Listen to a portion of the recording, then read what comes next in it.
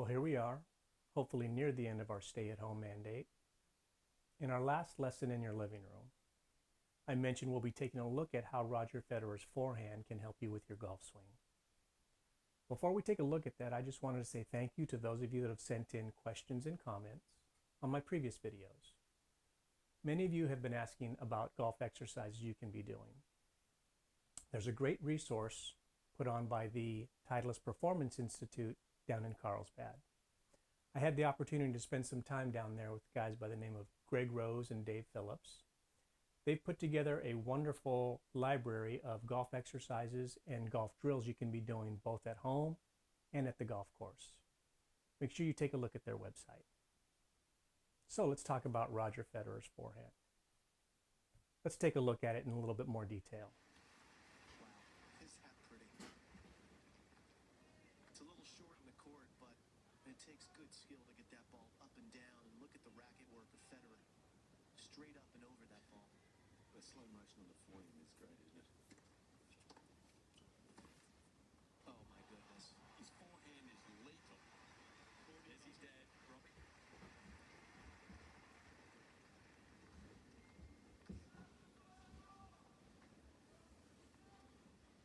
So there's that forehand in action. As those commentators said, it is lethal. But let's take a deeper dive into understanding what's going on. We'll be talking about things like loading, dropping into the hitting zone, and sequencing. So let's do a deep dive into Roger Federer's forehand. Let's take a look first off when the ball's coming to him, how he turns his shoulders. We'll call this loading. He's loading power. Similar to a golf swing, when we make our backswing, we're loading power into the swing. So that's the first thing, loading. Now let's take a look. After he's turned, let's watch how he drops his hand down and drops his racket down into what I call the hitting zone. So there's the loading and there's the drop. So loading first, dropping second, and then after he's dropped into the hitting zone, again his hand and his racket, watch how his shoulders will then turn to the left and he starts to unwind, and then the hand and racket comes through. So there's a certain order or a sequence to his unwinding and his forward swing of his forehand. Similar to a golf swing, there's going to be a sequence when we unwind and make our forward swing. So once again, you'll see turning to load, power. You'll see the drop of the hand and the racket into the hitting zone. Then you'll see the unwinding of the shoulders and the torso. And then the hand and racket come through.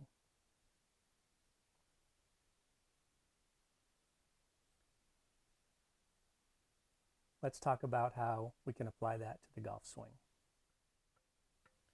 So let's apply that forehand to your golf swing.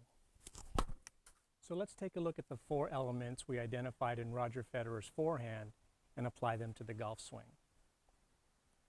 First, there was turning to load power into the swing, a nice full shoulder turn.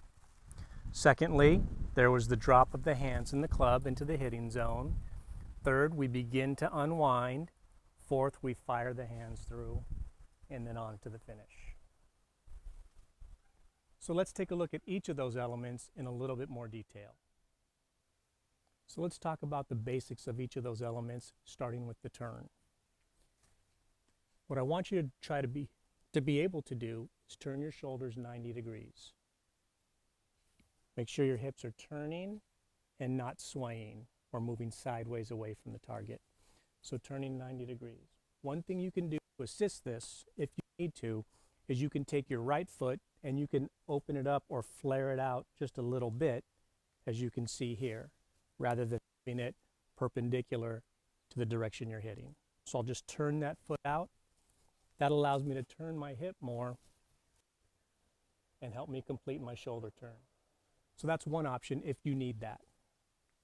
Another option to help you with a full shoulder turn is to allow this right leg, or your trail leg, as a right-handed golfer, it's my right leg, to begin to straighten just a little bit.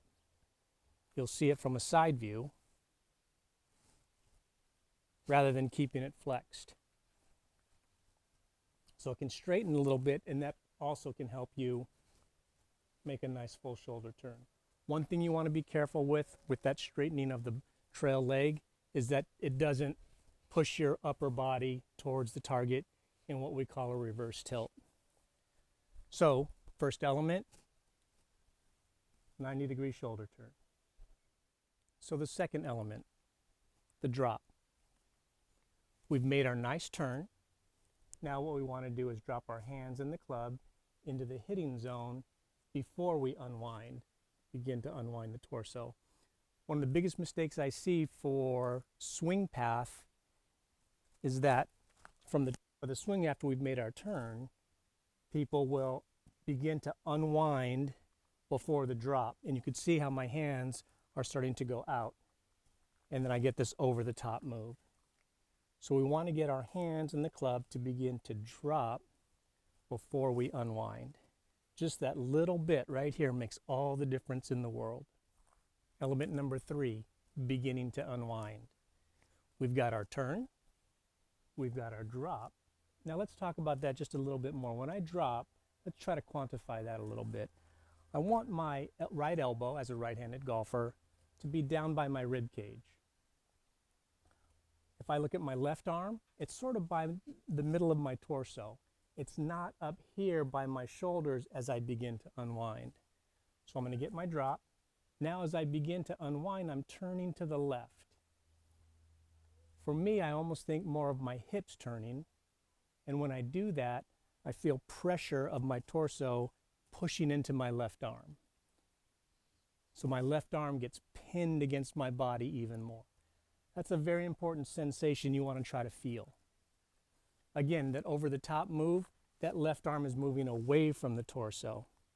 When I get my drop and my unwind timed correctly, I feel my left arm getting pinned into my torso, getting ready for me to fire my hands through.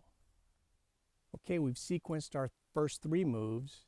Now it's time to fire the hands through and hit the golf ball.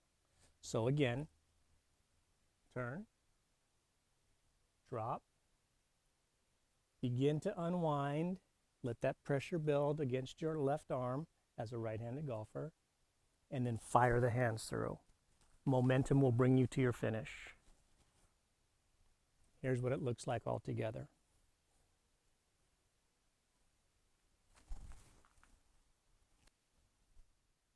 So in today's video lesson, those are the 4 elements of the full swing I want you to understand and begin to sequence properly. Again, put in the right order so that you can have a better golf swing. When we reopen our driving range, I'll be conducting full swing clinics that work on exactly these 4 elements so that you can learn from Roger Federer's forehand and you can have a better golf swing. One final thought. When you're practicing these 4 elements, keep it simple. Don't make it too complex. When we reopen the driving range, I'll be conducting those full swing clinics. You'll have a chance to get hands-on. You'll be able to ask any questions. And we'll go through each of those elements as well as the sequencing together so that you can begin building a better golf swing. I'll see you when the driving range opens.